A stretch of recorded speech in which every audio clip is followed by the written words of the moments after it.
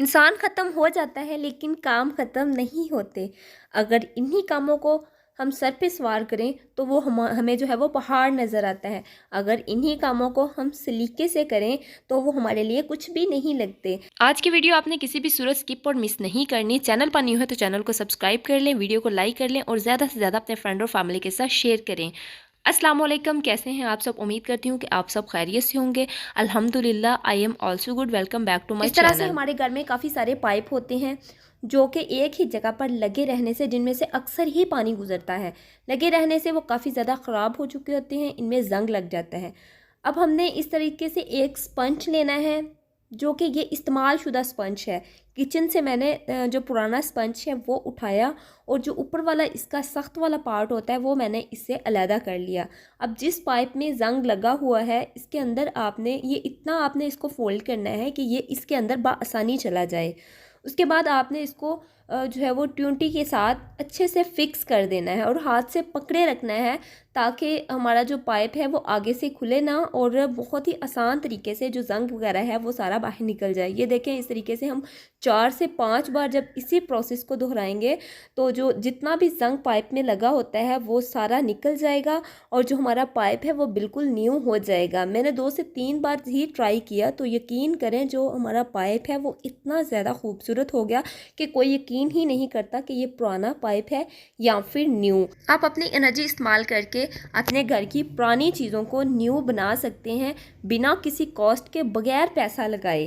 क्योंकि आपको पता है कि आजकल इतना ज़्यादा महंगाई का दौर है कि कोई भी चीज़ ख़रीदने जाएं तो वो काफ़ी ज़्यादा महंगी होती है। ये देखें, इस तरीके से जो हमारा पाइप है वो बहुत ही खूबसूरत हो गया, बिल्कुल न्यू हो गया है। ये मेरी टिप और ट्रिक जो है वो 100% इफ़ेक्टिव है। पहले मैंने आपके सामने ख़ुद इसे आजमाया, बाद में मैंने आपको बताया। मैं पहले इसे साफ़ करने लगी थी लेकिन मैंने सोचा कि मैं अपनी फ्रेंड और फैमिली के साथ भी शेयर करती जाऊं।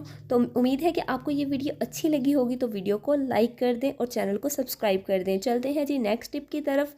इस तरीके से हमारे घर में काफ़ी सारे ढक्कन जो होते हैं वो मौजूद होते हैं जो कि हमारे किसी भी काम नहीं आते। इन ढक्कन को हम जो है वो इस्तेमाल करके मैं आपके लिए एक बहुत ही प्यारा और बिल्कुल फ्री जो है वो ऑर्गेनाइज़र बनाने वाली हूँ। हमने एक ढक्कन उठाना है और इसको अंदर से कट कर देना है। थोड़ा थोड़ा सा हमने दोनों साइड पर बराबर से कट करना है। अक्सर जब भी हम किचन में मौजूद होती हैं तो हमारा जो मोबाइल होता है, हमने कोई वीडियो वगैरह देखनी होती है तो हमारा मोबाइल कभी तो वो पानी में चला जाता है, अगर हम उसे रखें तो कभी वो नीचे गिर जाता है, जिससे हमें बहुत ही इरिटेशन होती है और हम उकता जाते हैं, हम अपना काम भी नहीं कर पाते और बाद में जो है वो हम अच्छे से कोई वीडियो वगैरह भी नहीं देख सकते। अब यहाँ पर हमने डबल टेप का यूज़ करना है और इसको हमने ढक्कन की एक साइड पर लगा लेना है और दूसरी तरफ मैंने छोटा सा डब्बा इस्तेमाल किया है। अगर आपके पास इस तरीके से कोई डब्बा है तो आप इसे इस्तेमाल कर सकते हैं। अक्सर हमारे घरों में जब भी बच्चे मोबाइल देखते हैं तो वो काफ़ी ज़्यादा आँखों के नज़दीक लेके आते हैं, जिससे उनकी आँखों में हल्के पड़ जाते हैं, नज़र वीक हो जाती है। जब भी हम उन्हें रोकते हैं तब भी वो नहीं रुकते।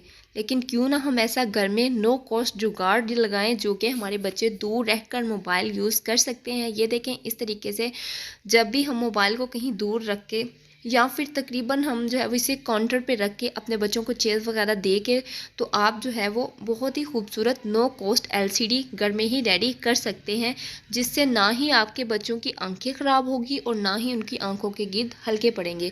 इसको हम जो है वो रोटेट भी कर सकते हैं, क्योंकि जैसे ही हम डब्बा खोलते जाएंगे तो ये रोटेट होता जाएगा। हम इसे किचन में भी ऑर्गेनाइज़र के तौर पर यूज़ कर सकते हैं या फिर अपने बच्चों के लिए भी यूज़ कर सकते हैं। उम्मीद है कि आपको ये वाली मेरी टिप भी अच्छी लगी होगी। अच्छी लगी है तो वीडियो को लाइक कर लें। चलते हैं नेक्स्ट टिप की तरफ। यह है कि जब भी हमारे घर में हम पर्दे उतारते हैं तो काफ़ी ज़्यादा गंदे हो जाते हैं, क्योंकि पर्दे रोज़ नहीं धुलते। हम इसे अक्सर या तो फिर ईद शबरात में धोते हैं या फिर जब कोई फंक्शन वगैरह होता है तब हम इसे धो लेते हैं। तो मैंने भी इस तरीके से पर्दे उतार लिए हैं। अब इस पर कुछ तेल लगा हुआ था जिस वजह से मुझे ये मजबूरन उतारने पड़े धोने के लिए। और ऐसा होता है कि जब हम इसको मशीन में डालते हैं तो इसके रिंग्स वगैरह होते हैं वो निकल जाते हैं, जिससे हमें फिर से पैसे लगाने पड़ते हैं या तो रिंग्स पर या फिर हमें न्यू पर्दे परचेज करने पड़ते हैं। अब इसको हम किस तरीके से धोएंगे तो कि ये जो इसके रिंग्स हैं इसको हमने इकट्ठा कर लेना है, जैसे हम पाइप में डालते हैं उसी तरीके से। बाद में हमने इसको अच्छे से किसी भी रबर बैंड की हेल्प से या फिर किसी कपड़े की हेल्प से आपने अच्छे से इसे एक गिरा लगा लेनी है। और उसके बाद जब हम इसे धोएंगे तो जो धोने का तरीका है वो भी मैं आपके साथ शेयर करूंगी। आपके पर्दे इतने ज़्यादा खिले खिले और इतने ज़्यादा खुशबूदार होंगे अगर आप ये वाला मेथड यूज़ करेंगे। इसके लिए मैंने एक छोटी सी कटोरी ली है, इसमें मैंने सर्फ एक्सेल डाला है।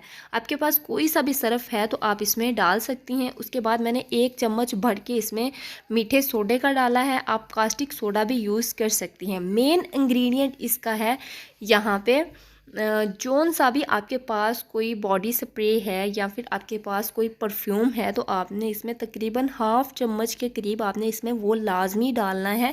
वो इस वजह से कि जब भी हम जो है वो कमरे में परफ्यूम वगैरह लगाते हैं तो हम किसी एक ही जगह पे उसे लगा देते हैं, जो कि हमें जो है वो हर तरफ से खुशबू नहीं मिलती, फिर हम उसे दोबारा से लगाते हैं।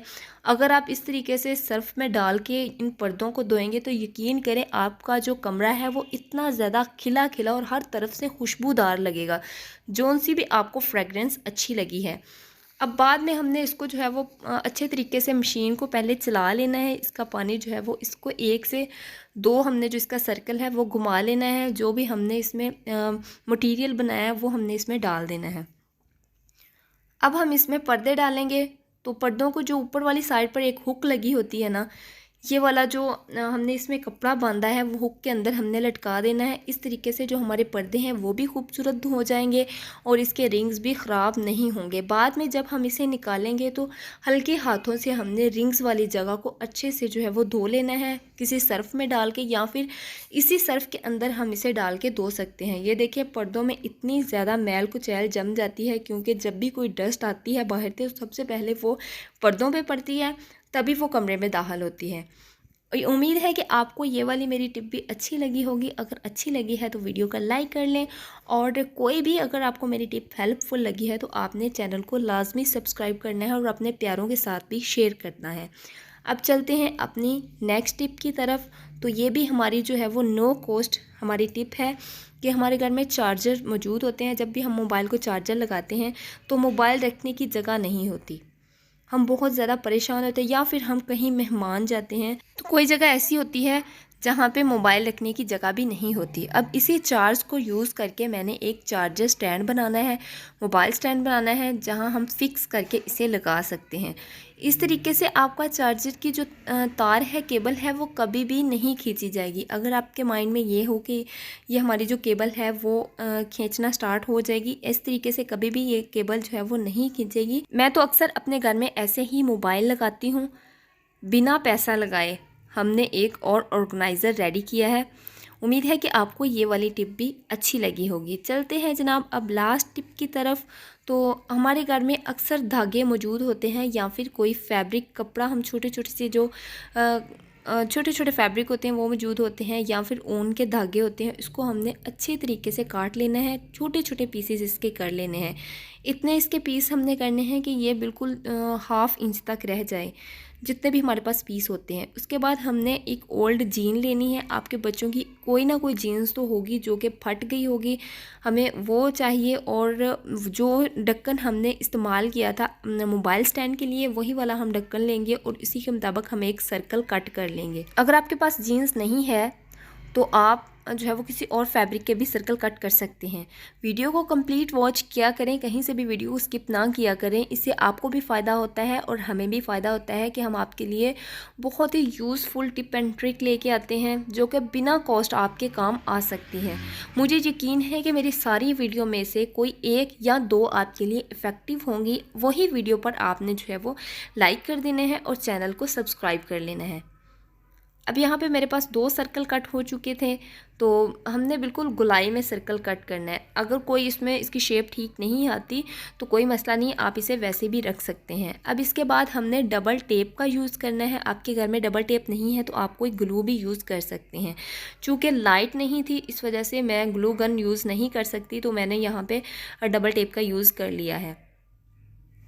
अब इस पूरे सर्कल पर हमने डबल टेप को लगा देना है। अगर आप चाहें तो सिंगल, अगर आपके माइंड में हो कि सिंगल टेप हम इसमें लगा सकते हैं तो सिंगल टेप हम इसमें नहीं लगा सकते, सिर्फ ग्लू लगा सकते हैं या फिर डबल टेप यूज़ कर सकते हैं। पूरे सर्कल पर हम डबल टेप यूज़ करने के बाद इन डबल टेप को भी हम एक गोलाई की शेप दे देंगे। अब दूसरी वाली साइड से भी एक्स्ट्रा जो इसके ऊपर टेप लगी होती है वो हम रिमूव कर लेंगे और इसके बाद जनाब जो हमने कट किए थे धागे वो हमने इसके ऊपर अच्छे तरीके से स्टिक कर देने हैं।